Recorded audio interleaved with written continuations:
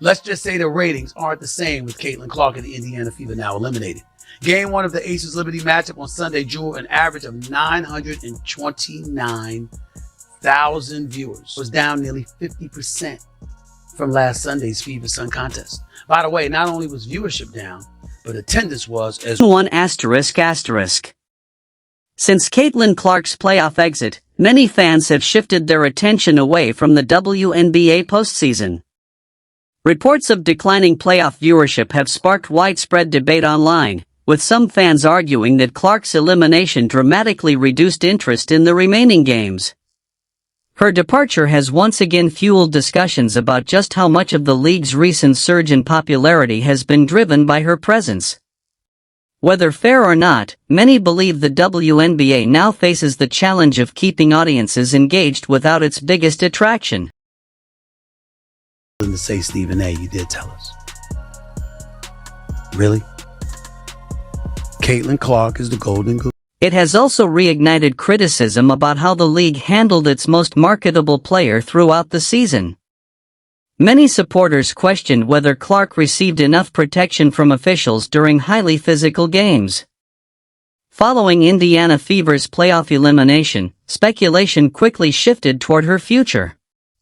While reports suggested she planned to take some time away from basketball, rumors also emerged that lucrative opportunities overseas could eventually become an option. Overseas, who would love to snatch Caitlin Clark away from us and give her a crazy offer. I mean, Ice Cube was about to give her $5 million to play in less than 10 games in the Big. If Clark were ever to consider playing overseas, the financial incentive would certainly be significant. European clubs have long been capable of offering salaries far beyond standard WNBA contracts, making the possibility an ongoing topic of discussion among fans. At the same time, some supporters remain frustrated that Clark did not receive unanimous Rookie of the Year recognition, with one voter selecting Angel Reese instead. That lone vote continues to generate debate across basketball circles. Unanimous. Should have been. I agree. Unanimous. It should have been unanimous. And one of the things that sticks with me is, well, she was the first rookie to get a triple-double. The conversation surrounding television audiences has only intensified as the playoffs have continued. Many fans believe Clark's games attracted a unique level of attention that has been difficult to replace. Meanwhile, league stars such as Aya Wilson have addressed criticism surrounding fan interest, acknowledging outside opinions while remaining focused on their own performances. Even after earning MVP honors, comparisons between Wilson's impact and Clark's influence on ratings continue to dominate online discussions. Is more the year that I've seen anyone call my game boring than it's ever been. I'm like, okay, cool, whatever. Clark's absence from the playoffs represents more than just one player missing from the postseason. It has exposed a larger question about the league's ability to maintain its expanding audience. Throughout her rookie season, Clark consistently generated national headlines, sold out arenas, and attracted millions of viewers.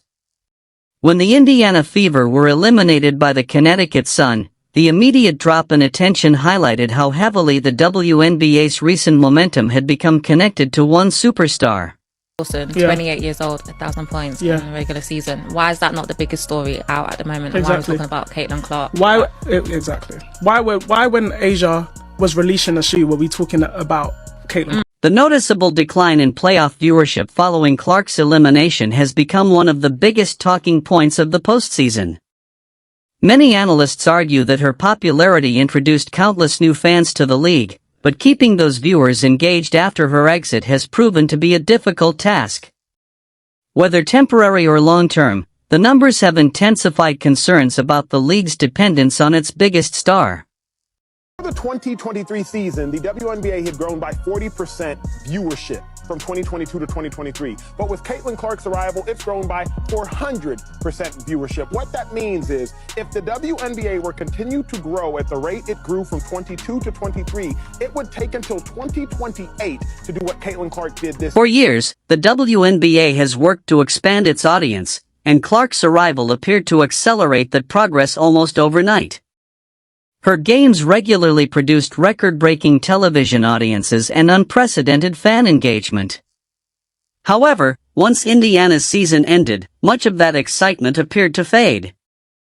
While the remaining playoff teams continued to compete at a high level, many casual viewers who initially tuned in for Clark were no longer following the postseason with the same enthusiasm. That audience. Ever since, Angel Reese had that injury, to me, and also coming off of Olympic break, Caitlin Clark separated herself. Yeah. She should have been unanimous. Now, to celebrate her, one thing that people forget is as a rookie, she was the most blitzed player in the WNBA, and she still put up 19, 5, and 8 assists. Another major point of debate has been the physical style of play Clark encountered throughout her rookie season.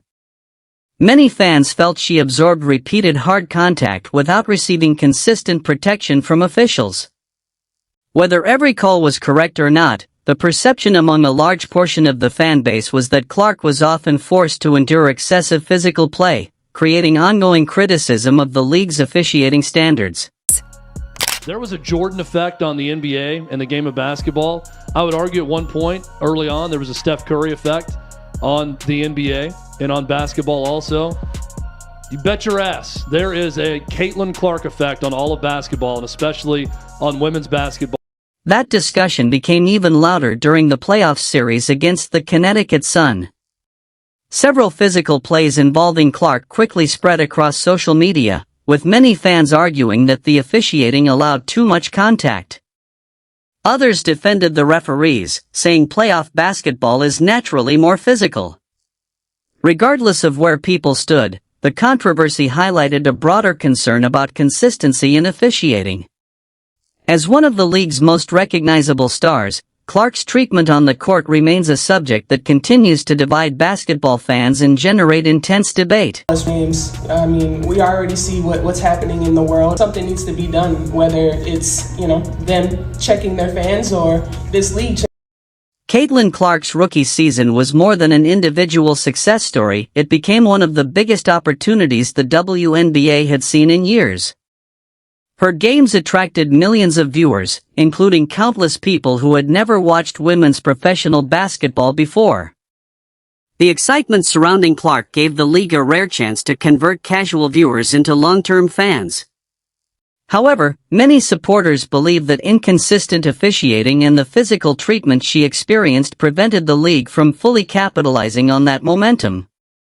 Across social media, fans voiced frustration, arguing that Clark often absorbed heavy contact without receiving the protection they felt a player of her stature deserved. Been impacting the WNBA well before this year. This is not a new thing. Sure. This is, and in that way, I do think Caitlin's being used as a pawn. Caitlin didn't bring this into the WNBA. This has been happening, and that I think is what's been such a shock for all. Those concerns have fueled a broader conversation about how the WNBA protects its biggest stars. Many fans believe that player safety and consistent officiating should remain top priorities if the league hopes to maintain its recent growth. Clark's impact during her rookie season was undeniable, both on and off the court, and many supporters feel the league now faces an important decision. Continuing to build around its growing collection of stars could strengthen the WNBA's future, while failing to address ongoing concerns may risk losing the enthusiasm that has attracted so many new fans.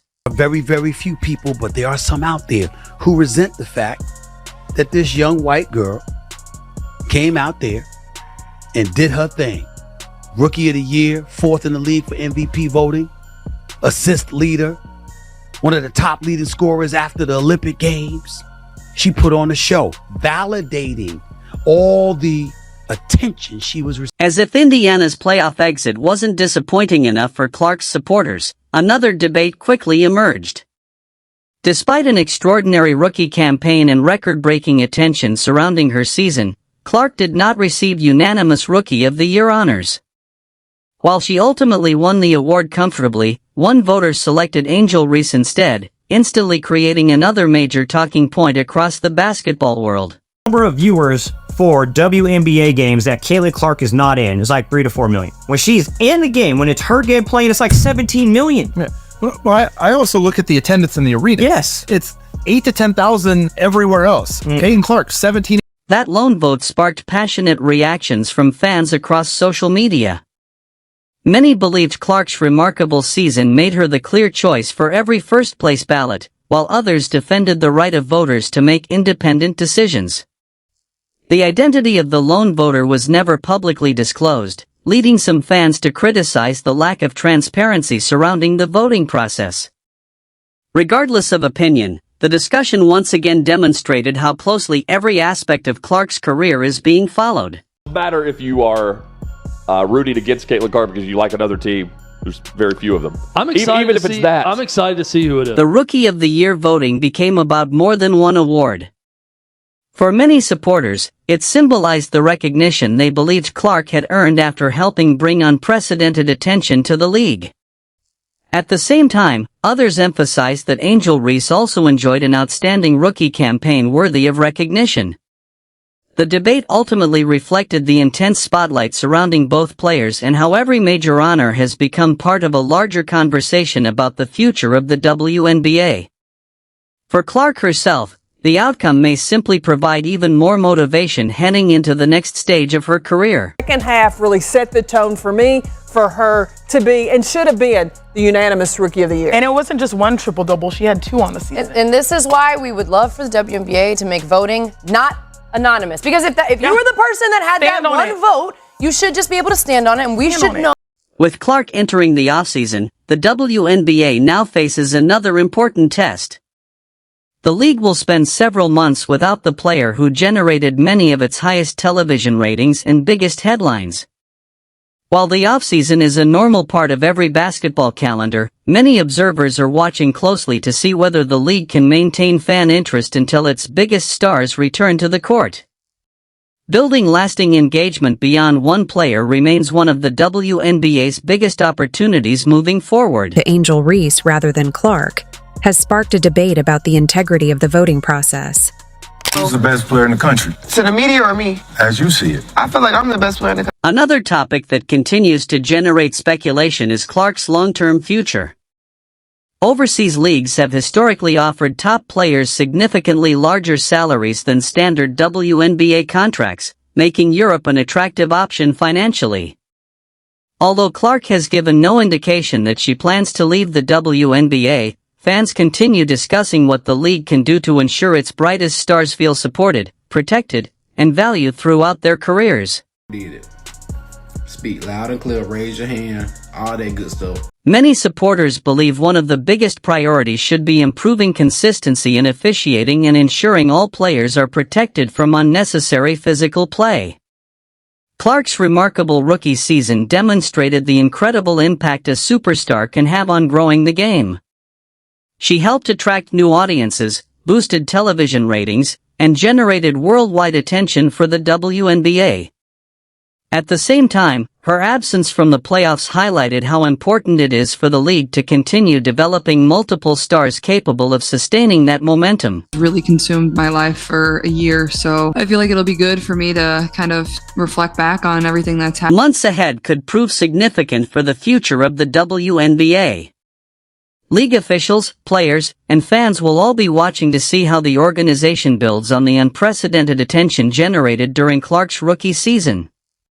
Expanding the league's audience, improving consistency on the court, promoting its many talented players, and maintaining the excitement surrounding women's basketball will all play major roles in determining whether this recent surge in popularity becomes a lasting transformation or simply a memorable chapter in league history.